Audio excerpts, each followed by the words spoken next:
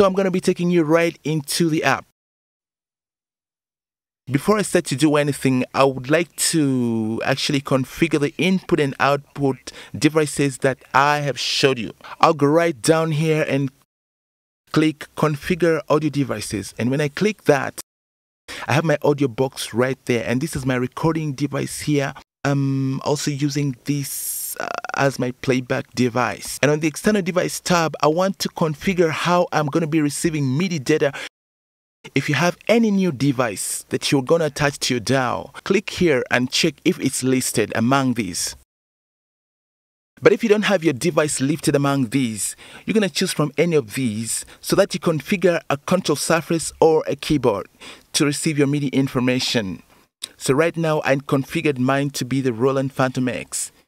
And then it's sending information to the audio box and then into my Studio One 3 Professional. I'll just cancel that. When I create a new song, let me create my song here. I'll name it Javis MC, Javis Sound Studio One Tutorial. Let me create a directory for my project. I'll put it on a desktop in a folder called Studio One Tutorial. That's where my project files are going to be stored and saved. The second part is I'm going to create a song. But before creating a song, I need to configure the properties of my song, which actually includes the sample rate of the project. We have two options here, 44.1 kilohertz and also 48.0 kilohertz. And somewhere down here, we have the resolution of my project. We have 16-bit, 24 bits.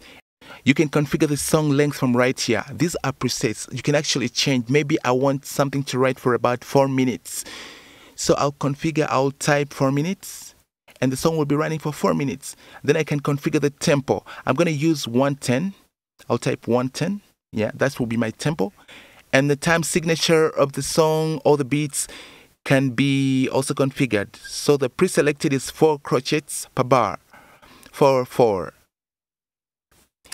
If you want the audio that you're going to be recording to straight together with the tempo, you're going to choose Stretch Audio Files to the song tempo. Okay, now that I've finished to configure the properties of my project, I'm going to click on OK. And right there, you can see my project is now ready to receive audio input signals and also MIDI data. Now, the other thing is to configure the channels. I call them mix down channels and routing channels. But before that, I want to just check and make sure that I'm receiving signal. To check that, I'm going to go right up here and click on Studio One, Preferences, and then I'll go to Song Setup.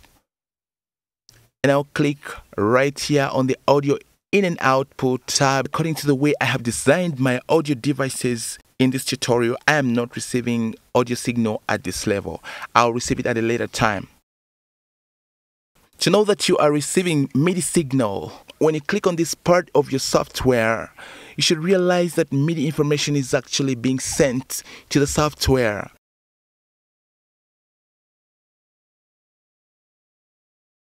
That light is on, it means that I'm receiving MIDI signal. If that light is off, it means that MIDI signal is not coming into your software. Okay, thank you for watching this part. And in the next part, I want to show you how to route signal properly so that you can have quick control over them. Thank you for watching Javis Sounds.